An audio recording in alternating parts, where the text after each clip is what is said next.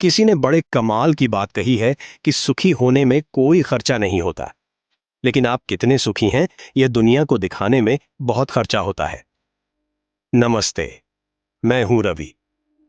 आज मैं एक बड़ी खास और प्रेरणादायक कहानी सुनाने जा रहा हूं। एक प्लेन दिल्ली से मुंबई की उड़ान के लिए तैयार था। सभी यात्री अपनी अपनी सीट पर बैठ रहे थे। एक खूबसूरत महिला आई और अपनी सीट पर बैठ गई। उन्होंने देखा कि उनके पास वाली सीट पर एक ऐसे व्यक्ति बैठे हैं जिनके दोनों हाथ नहीं हैं। महिला को यह देखकर असहज महसूस हुआ। उन्होंने तुरंत एयर होस्टेस को बुलाया और कहा, एक्सक्यूज मी, मुझे किसी और सीट पर शिफ्ट कर दीजिए।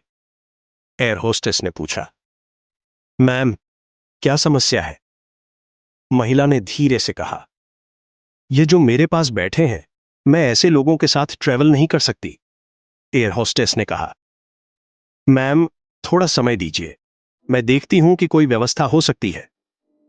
इस दौरान पास वाले व्यक्ति अपनी किताब पढ़ने में व्यस्त थे और उन्हें इस बातचीत की भनक तक नहीं लगी।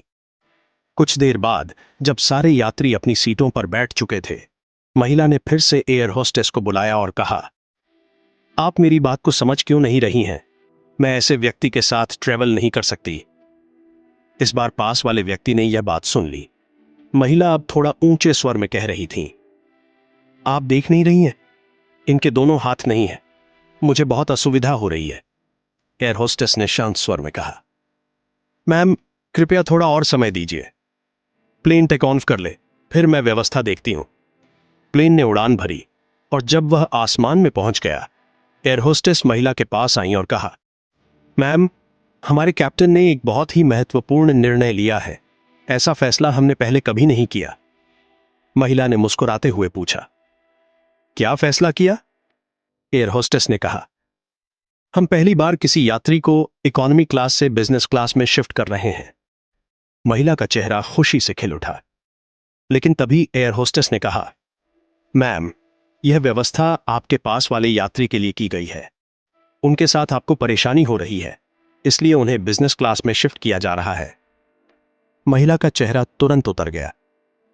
पास बैठे व्यक्ति को एयर होस्टेस ने कहा, सर, कृपया हमारे साथ आइए, हम आपको बिजनेस क्लास में शिफ्ट कर रहे हैं।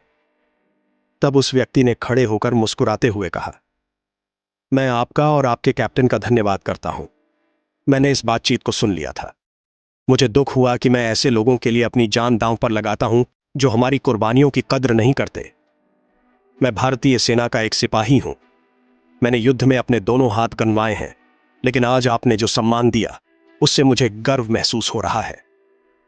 यह कहते ही प्लेन में बैठे सभी यात्री ताली बजाने लगे और भारत माता की जयकारे लगाने लगे।